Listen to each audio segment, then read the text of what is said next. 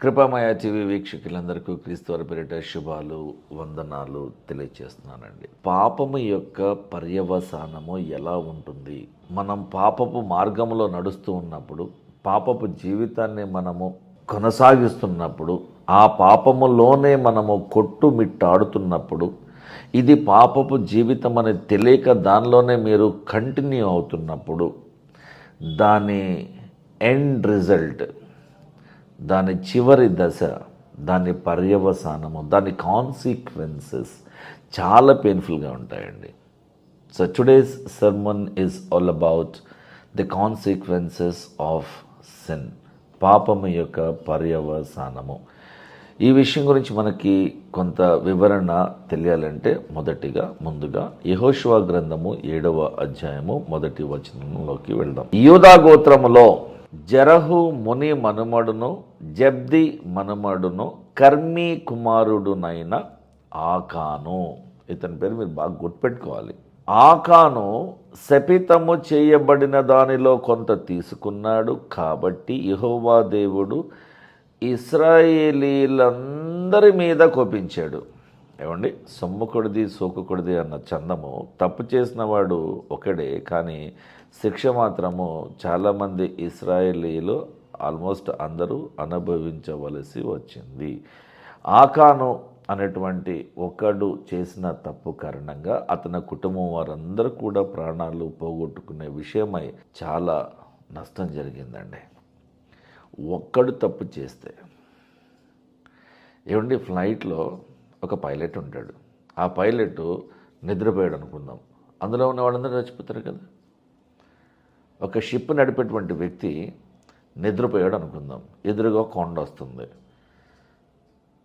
అందులో ఉన్న ప్రయాణికులందరూ ఏమనుకుంటారు, ఈ షిప్ నడిపిస్తున్నటువంటి నావిగేటరు చాలా టాలెంటెడ్గా చివరికి ఇలా తిప్పేసి మంచి వ్యూ చూపిస్తాడు కదా అని అనుకుంటూ ఉంటుండొచ్చు. తీరా చూస్తే అది దాన్ని గుద్దుకొని చచ్చిపోతారు అందరూ. ఒక్కడు తప్పు చేస్తే, ఒక నాయకుడు, ఒక హెడ్ ఆఫ్ ద ఫ్యామిలీ సరిగా లేకపోతే ఆ కుటుంబం అంతా నాశనం అయిపోతుంది. ఆకాను అనేటువంటి ఒక్కడు చేసిన తప్పుకి ఎంతమంది బలైపోయారో తెలుసా? ఆ కుటుంబం అంతా నాశనం అయిపోయింది. దీన్ని బట్టి మనకి ఏమర్థం అవ్వాలంటే, ఒక్కడు చేసేటువంటి తప్పుడు బోధ కారణంగా ఆ సంఘం అంతా కూడా నరక కూపంలోకి వెళ్ళిపోవడానికి అవకాశాలు ఉన్నాయి. ఒక్క చెత్త బోధకుడు వలన ఆ సంఘము ఎత్తబడకుండా ఉండే ప్రమాదానికి గురి కాగలదు. ఒక సంఘం మొత్తం ఒక్క వ్యక్తి సరిగా బోధ చేయకపోవడం వలన జరిగేటువంటి నష్టం. కాబట్టి బోధకులు చాలా సునిశ్చితముగా ఆలోచన చేసి ఈ వాక్యాన్ని ఎలా ప్రకటించాలో ఒక ప్రణాళిక చొప్పున దేవుని మీద ఆధారపడి, దేవా, నేను రేపటి రోజున పలానా ఊర్లో పలానా సంఘములో 1 గంట పాటు నాకు ఇవ్వబడిన సమయంలో నేను పలానా విషయం గురించి మాట్లాడాలి అని వాళ్ళు నాకు ఒక రిక్వెస్ట్ పెట్టారు. దేవా, మరి వారి అభ్యర్థనకు తగినట్లుగా నేను మాట్లాడవలసి ఉన్నాను. ఏం మాట్లాడాలో నాకు ఏమీ అర్థం కావడం లేదు, అంతుబట్టడం లేదు.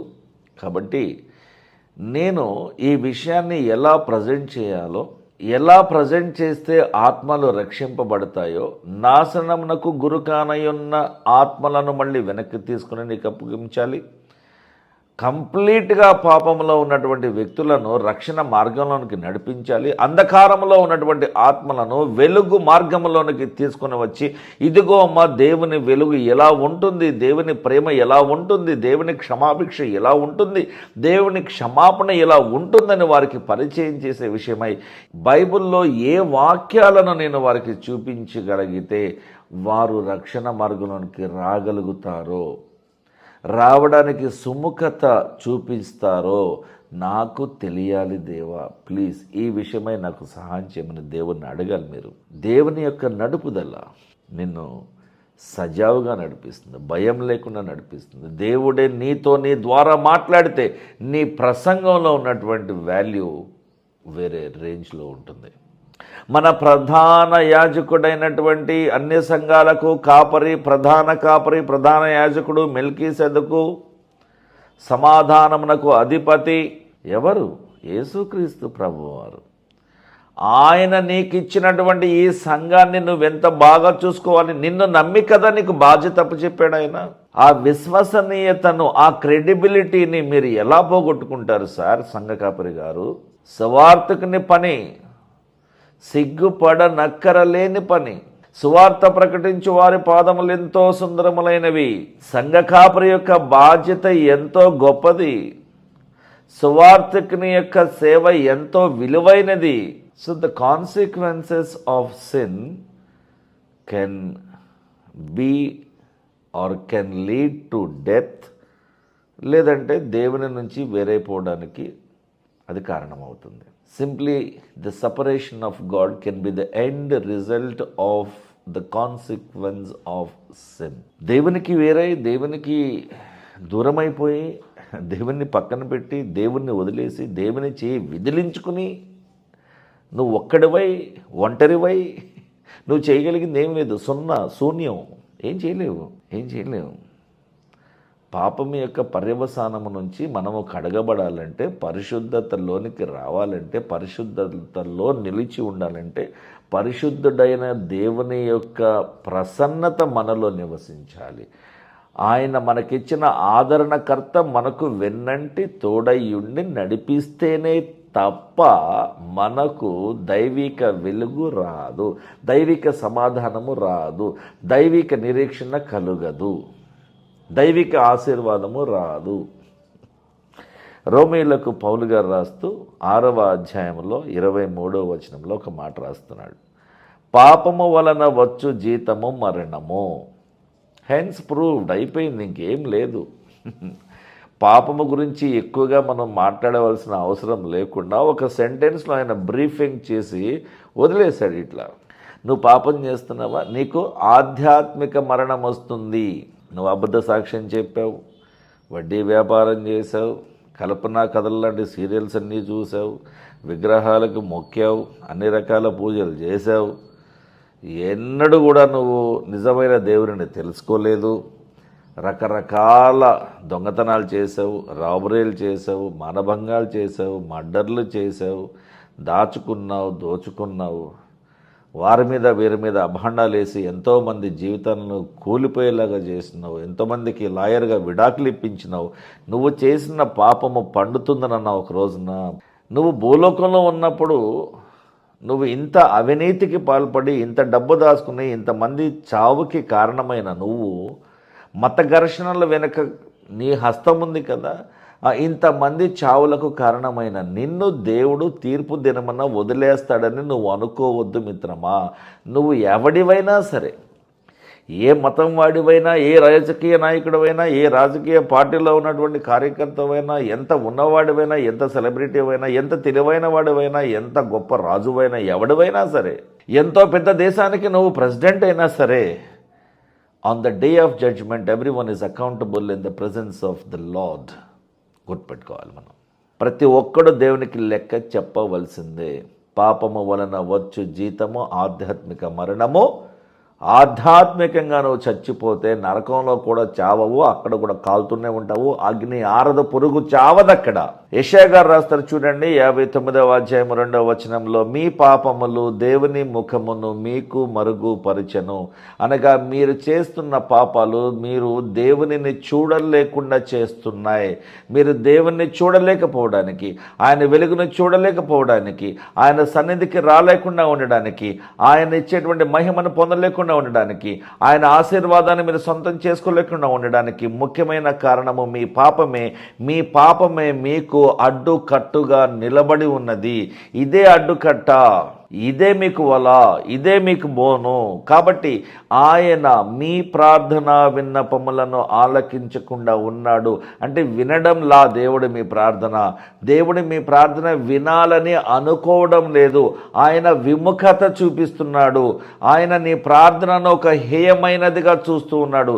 ఎందుకంటే నువ్వు పాపములో నిలిచి, పాపిగా ఉండి, పాపములను దాచిపెట్టి నువ్వు నీతిమంతుడుగా దేవునికి కనపరుచుకునే ప్రయత్నం చేస్తున్నావు. కాబట్టి ఆ అనీతి, ఆ అపరిశుద్ధత, ఈ పాపపు ఆలోచన, ఈ అంధకారమయమైన మనస్సు, ఈ విరిగి నలిగిన హృదయం లేనటువంటి ఘోరమైన వ్యాధి కల హృదయం కలిగిన నువ్వు దేవునికి ఇష్టడుగా ఉండలేకపోతున్నావు, ప్రియుడిగా ఉండలేకపోతున్నావు.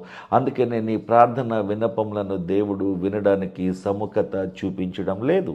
మరొక సందర్భం చూడండి, అపోస్తలుల కార్యముల గ్రంథము 3వ అధ్యాయము 20వ వచనము.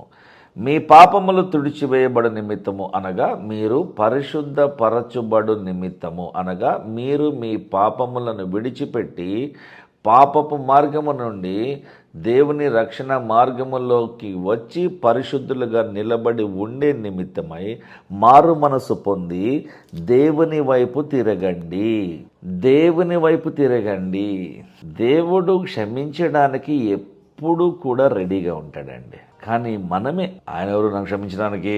నా లైఫ్ నా ఇష్టం, నా లైఫ్ నా rules, my life my rules, my life my wish, my life my rights, my life is my choice, my life is my own destiny, నా తలరాత నేనే రాసుకుంటా, నువ్వెవడో రాసేది అనేటువంటి ఆ బిర్రుగా ఉంటారే మనుషులు, అర్రగెంట్గా అగ్రెసివ్గా ఉంటారే, వాళ్ళందరినీ కూడా దేవుడు పిలుస్తున్నాడు. ఒరే వెర్రివాడా, ఈ రాత్రికి నీ ప్రాణాన్ని అడుగుతున్నాను.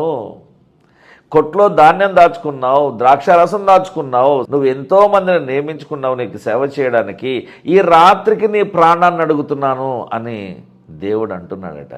నీ జీవం ఏ పాటిది అని దేవుడు ప్రశ్నిస్తున్నాడు. ఉదయాన్నే ఒక మొగ్గలాగా ఉండి మధ్యాహ్నానికి వికసించి సాయంత్రానికి రాలిపోయే అడవి పువ్వు వంటిది కదా నీ జీవితము. గాలిలో కనపడే ఆవిరి వంటిది కదా నీ జీవితము. అలా కనపడి మాయమైపోయేటువంటి ఒక పొగ వంటిది కదా నీ జీవితము. నీ ఆయుష్కాలం ఎంత? నీ బ్రతికెంత? ముసలివాడైనటువంటి సొలొమోను ప్రసంగి నామముతో కుర్రవాళ్ళకి ఒక పుస్తకం రాశాడు. ముసలాయన కుర్రోళ్ళకి రాశాడు ఒక పుస్తకం, దాని పేరే ప్రసంగి. ప్రతి యవ్వనస్తురాలు తప్పకుండా చదవాల్సింది. పాపములో పడిపోవడం అంటే ఏంటో వివరంగా స్పష్టంగా డైరెక్ట్గా మొహమాటం లేకుండా రాశాడు ప్రసంగి. ఇదిగో నేను యవ్వనస్తుడిగా ఉన్నప్పుడు ఇన్ని తప్పులు ఇన్ని పాపాలు చేసి దేవునికి దూరం అయిపోయాను కాబట్టి నా జీవితం భ్రష్టు పట్టిపోయింది, మీరు అలా అవ్వద్దు అని ఆయన ప్రేమపూర్వకంగా మీకు ఒక లెటర్ రాశాడు. ఆ పుస్తకం పేరే ప్రసంగి. చదివి తీరాలి.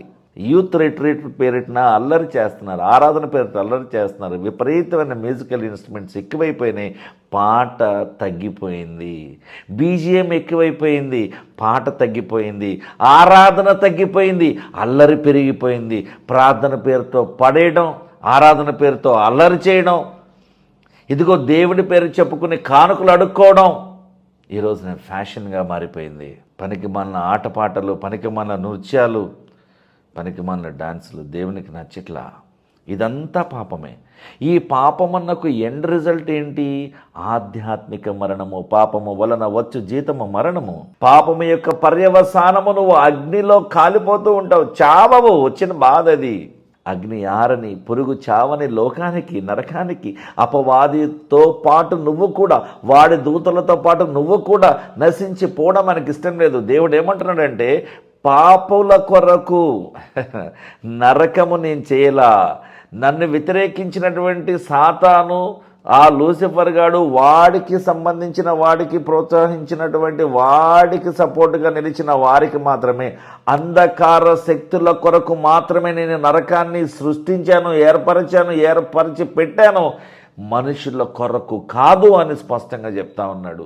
నేను రోజంతా దినమంతా చేతులు చాచి ఆహ్వానిస్తున్నాను, రండి నా బాహువు దగ్గరకు రండి, నేను మిమ్మల్ని హత్తుకుంటాను, మిమ్మల్ని స్వస్థపరుస్తాను, మీ సమస్యలను పరిష్కరిస్తాను, మీ జీవితాన్ని సమాధానంతో నింపుతాను, మిమ్మల్ని ఆశీర్వదిస్తాను, నీకు కావలసింది ఏదో, నీకు మేలుకరమైనది ఏదో ఇస్తానని అంటున్నాడు దేవుడు. కానీ మనమే దేవుని మాటను పట్టించుకోక మరింత పాపమును మీదేసుకుని తిరుగుతూ ఉన్నాము. ఆ పాపం అనే భారమును ఘోరమును మనం ఇంకా మీదేసుకుని తిరుగుతూ ఉన్నాము. ఇది మనము మార్చుకోవాల్సిన పద్ధతి అని క్రైస్తవులందరినీ కూడా దేవుడు ఈ రోజున వాక్యము ద్వారా వాక్యముతో హెచ్చరిస్తూ ఉన్నాడు. మనం పాటించాలి, వినాలి, మారాలి, మారు మనసు పొందాలి. చిన్న ప్రార్థన కొరకే తలలో ఉంచుదామండి. పరలోకమందున్న మా తండ్రి, మా ప్రార్థన ఆలకించండి ప్రభు. పాపం యొక్క పర్యవసానం ఎలా ఉండబోతుందో మీ వాక్యంతో మమ్మలను హెచ్చరిస్తూ ఉన్నా ప్రభువా. మేమే జాగరూకులమై ఉండక మా ఇష్టము చొప్పున మేము బ్రతికే వరంగా ఉంటూ ఉన్నాం కాబట్టి మాకు ఆశీర్వాదము సమాధానం రావడం లేదు దేవా. మీ వాక్యంతో మమ్మల్ని నడిపించండి. మీ వాక్యపు వెలుగులో మేమందరం కూడా నిలబడి ఉండే విషయమే మాకు సహాయం చేయండి ప్రభు. ప్రతి విషయంలో మా అందరినీ కూడా మీరే నడిపించమని, మీ ఆపన్న హస్తమును మాకు ఇవ్వమని యేసుక్రీస్తు వారి పరిశుద్ధ నామములో అడుగుతున్నాం తండ్రి. Amen. Thank you. Please subscribe and share and leave your valuable comments. వీలైనంత మందితో మా వీడియోస్ని షేర్ చేయండి. దేవుని ఆశీర్వాదమును పొందుకోండి. Thank you.